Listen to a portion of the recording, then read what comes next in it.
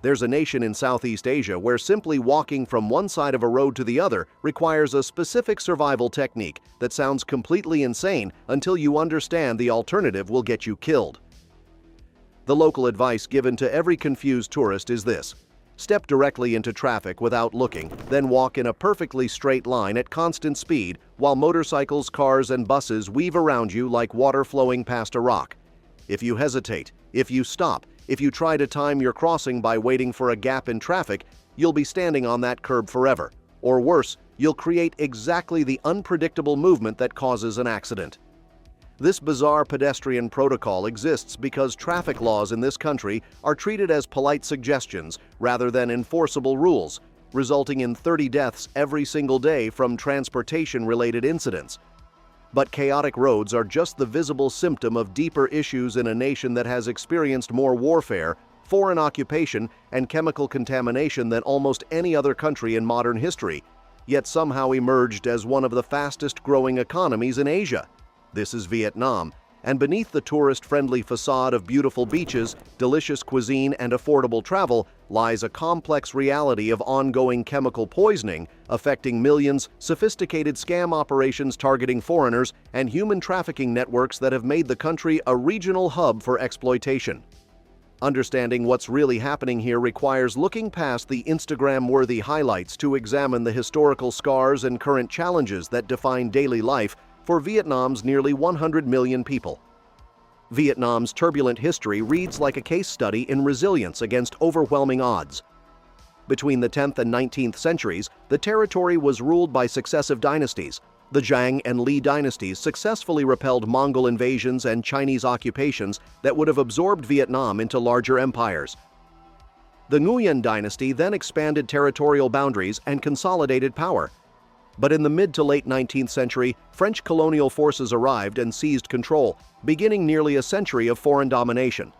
Vietnamese resistance fighters struggled for independence throughout the colonial period, with many imprisoned or executed for their nationalist activities. When Japan occupied the territory in 1940 during World War II, it simply replaced one foreign ruler with another. Vietnam declared independence in 1945 after Japan's defeat, but that declaration was immediately contested by France, which wanted to reclaim its colonial possession. The First Indochina War erupted in 1946 as Vietnamese forces fought French troops for nearly a decade until finally achieving victory in 1954. But peace lasted barely a year before the country was artificially divided and plunged into an even more devastating conflict. The Second Indochina War, known internationally as the Vietnam War, pitted the communist-backed North against the American-supported South from 1955 to 1969-1975. This 20-year conflict killed millions of Vietnamese civilians and combatants, devastated infrastructure across the entire country, and left psychological and physical scars that persist today. The country finally reunified in 1975 under the Socialist Republic of Vietnam after North Vietnamese forces captured Saigon and American troops withdrew.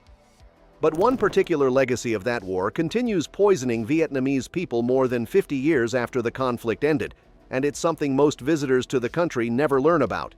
Agent Orange represents one of the most horrific examples of chemical warfare's long-term consequences. Between 1961 and 1971, American military aircraft sprayed approximately 80 million liters of herbicides across Vietnam, Cambodia, and Laos as part of a systematic defoliation campaign. The stated objective was eliminating enemy food sources and destroying jungle cover that concealed North Vietnamese forces. But these herbicides contained dioxin, one of the most toxic chemicals ever created by humans, and it doesn't break down or disappear. It accumulates in soil, water, and living tissue for decades. According to the Vietnam Association for Victims of Agent Orange, approximately 4.8 million Vietnamese people have been directly exposed to these chemicals, resulting in nearly 1 million documented cases of serious diseases. The medical consequences are devastating and multi-generational. Birth defects, severe skin disorders, autoimmune diseases, liver damage, neurological impairments, gastrointestinal problems, and various cancers all appear at dramatically elevated rates in affected populations. The most heartbreaking statistic is that approximately 192,000 children, people born decades after the spraying stopped, suffer from conditions directly linked to their parents' or grandparents' dioxin exposure. The chemical contamination persists in Vietnam's soil and rivers, meaning plants grown in contaminated areas and fish caught in contaminated waters continue introducing dioxin into the food chain. The U.S. government has provided financial assistance for cleanup operations, but scientists specializing in dioxin contamination have concluded that complete environmental remediation will take 6 to 12 generations, meaning children born in 2125 could still experience health effects from chemicals sprayed in the 1960s. Against this grim historical backdrop, Vietnam's recent economic transformation is genuinely remarkable. Following comprehensive economic reforms launched in 1986, the country shifted from being one of the world's poorest nations to achieving middle-income status within just 2 decades. Vietnam's GDP grew by 3.6 times during this period, while poverty rates declined by more than 10 percentage points. The economy reached $413.81 billion in 2022 with per capita GDP of $4,163, and projections for 2023 showed continued growth to $449.09 billion and $4,475 per capita respectively. Perhaps more importantly than raw GDP figures, income inequality has been decreasing, meaning wealth gains are being distributed more broadly rather than concentrating at the top. This is particularly evident in urban areas where the rich-poor income ratio improved from 7.6 to 1 in 2016 to just 5.3 to 1 in 2017-2020, indicating the wealth gap is genuinely narrowing rather than widening as happens in many developing economies. However, prosperity remains uneven. Approximately 4.4% of Vietnam's population, roughly 4.3 million people, still lives below the national poverty line in conditions that would shock most foreign visitors. These families occupy shanty housing sometimes as small as 3 square meters, earning barely enough to survive day to day. This persistent poverty creates the underlying conditions for various criminal activities that disproportionately target foreigners, particularly in tourist-heavy cities. Understanding these scams isn't about spreading fear, but about recognizing how economic desperation drives sophisticated operations designed to exploit wealthy visitors. Love scams represent one of the most psychologically manipulative schemes targeting foreign men. Vietnam's vibrant nightlife, particularly in Ho Chi Minh City, still commonly called Saigon, attracts tourists looking for entertainment and sometimes romantic connections. But what appears to be spontaneous attraction is often calculated financial exploitation. The most common variant is the bar girl scam, where attractive women working for nightclubs approach foreign men, request expensive drinks, then share tragic personal stories designed to elicit sympathy and money. These women typically receive commissions on overpriced drinks and any additional money they can extract through emotional manipulation. In more aggressive versions, they borrow money with promises to repay or maintain contact, then immediately disappear.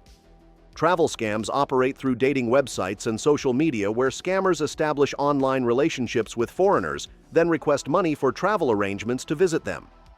After receiving payment, all communication ceases. The sugar daddy scheme involves women proposing ongoing financial support arrangements in exchange for companionship, often maintaining multiple victims simultaneously to maximize income.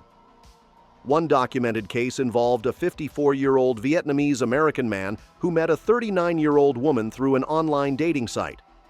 When he invited her to visit the United States, she requested $139,000 for visa processing and travel expenses.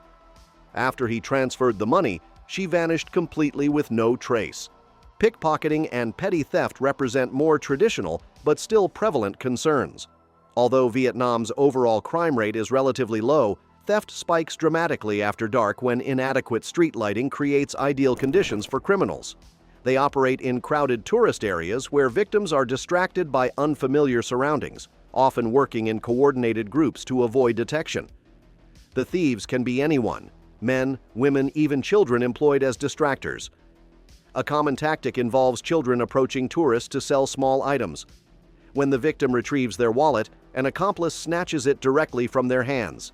These incidents concentrate in cities with large young tourist populations: Ho Chi Minh City, Hanoi, and Ha Trang. The danger extends to accommodation choices where travelers sometimes discover their lodging requires navigating dark alleys, particularly hazardous for women traveling alone. But the traffic situation remains the most immediately visible danger confronting every visitor. The chaotic road conditions aren't merely inconvenient, they're deadly. 30 people die every single day in Vietnam from transportation-related injuries, making it one of the most dangerous countries for driving or even walking. This isn't primarily about poor road infrastructure or mechanical failures. It's about a cultural attitude where traffic regulations are viewed as optional guidelines rather than enforceable laws. Drivers routinely ignore signals, speed limits, lane markings, and right-of-way rules. The resulting chaos creates the paradoxical pedestrian crossing technique.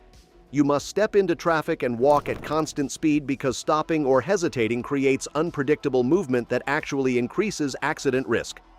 Motorcycles, which vastly outnumber cars, simply flow around pedestrians like water around obstacles, but only if the pedestrian maintains predictable trajectory.